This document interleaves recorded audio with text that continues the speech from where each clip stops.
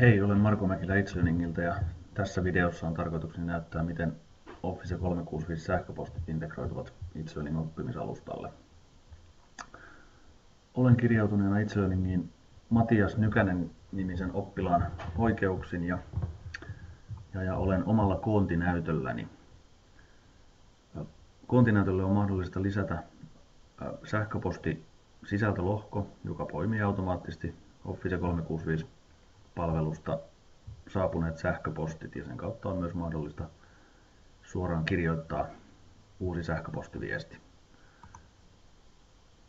Sähköpostit näkyvät myöskin ylävalikossa kirjekuoren kuvakkeen takana olevan Office 365 linkin takana.